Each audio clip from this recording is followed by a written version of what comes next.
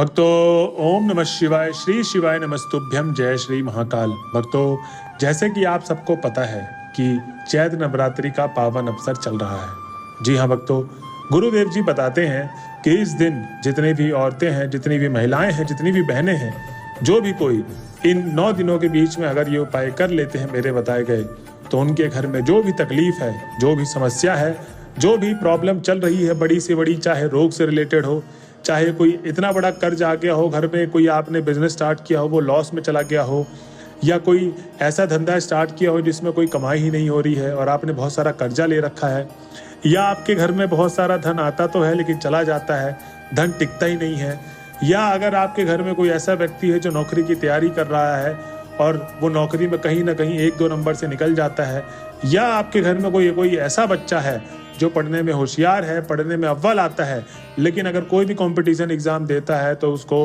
वो निकाल ही नहीं पाता, और अगर कोई बच्चा बहुत ज़्यादा पढ़ाई में नंबर नहीं ला पाता, फेल हो जाता है, उसके लिए भी गुरुदेव जी ने आज के इस वीडियो में उपाय बताया है। तो भक्तों, कैसे करना है, क्या क्या करना है, किस समय पे करना है, क्या क्या सामग्री चाहिए, आज के पूरे वीडियो में मैं आपको बताऊंगा।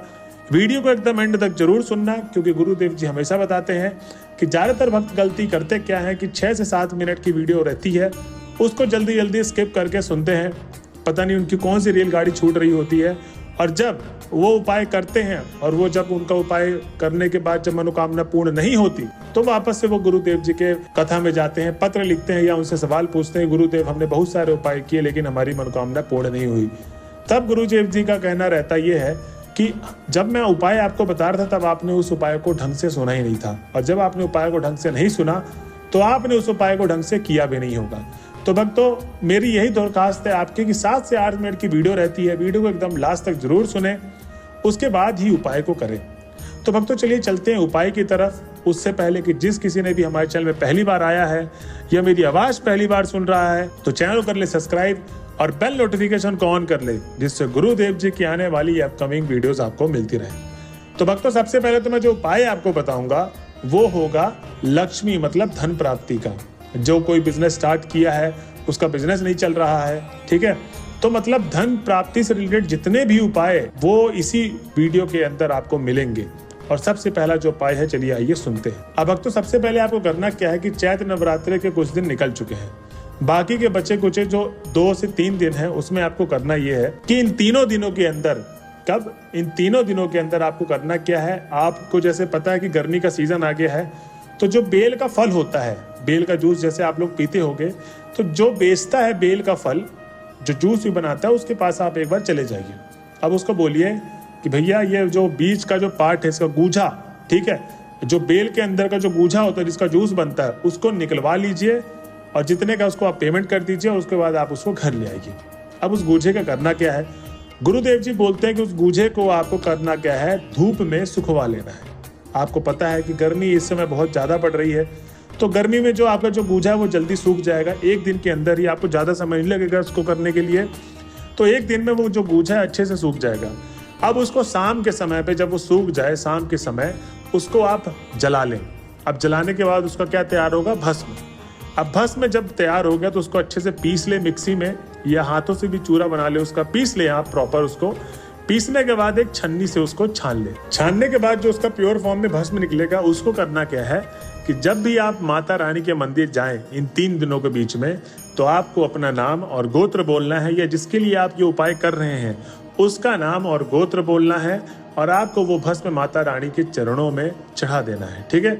अब ध्यान रहे ये उपाय करना कितने दिन है। तो भक्तों, ये गुरुदेव जी बोलते हैं कि अगर आप इसको चैत्र नवरात्रि के समय पे 1 दिन कर लेते हैं तो उसी में आपकी मनोकामना पूर्ण हो जाएगी।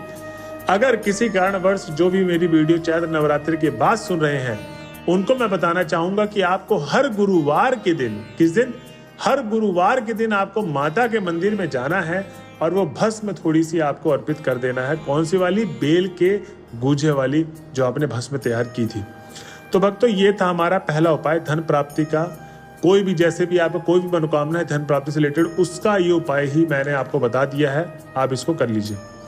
अब चलते हैं हम अपने अगले पॉइंट पे। जो अगला उपाय है वो है रोग, बीमारी, कष्ट।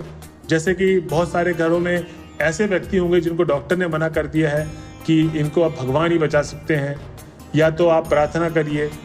या कोई ऐसा रोग लग गया है जो ठीक होने का नाम ही नहीं ले रहा, बहुत सारा पैसा आपका चला गया है लेकिन वो रोग ही नहीं ठीक हो रहा है, या कोई ऐसा व्यक्ति है जो बीमार आए दिन होता है और फिर ठीक हो जाता है, फिर बीमार हो जाता है, या आपके परिवार में कोई ऐसा व्यक्ति जिसको कष्ट बहुत होता है, कष्ट मतलब बहुत ज़्यादा दुखी रहता है, कोई ना कोई उसके लिए बुरी खबर आ जाती है, आपको लगता है कि किसी को बुरी नज़र तो नहीं लग गई। अब आपको क्या करना है इस उपाय में, सबसे पहले तो आपको 1 लोटा जल चाहिए। अब जब 1 लोटा आप जल ले लेंगे तो ध्यान रहे कि जो 1 लोटा जल होगा वो घर से हुआ होना चाहिए, ठीक है, घर से भरा होना चाहिए वो 1 लोटा जल। और एक सफ़ेद पुष्प, सफ़ेद फूल आप कोई भी ले लीजिए, गुलाब का फूल और बहुत सारे फूल होते हैं, आपको सफ़ेद फूल मिल जाएंगे। उसके बाद 5 बेलपत्र। अब जो 5 बेलपत्र लेंगे वो कहीं से कटा पिटा, कहीं से खंडित ना हो, ठीक है। बेलपत्र आपको कहीं से कटा पिटा और खंडित नहीं लेना है।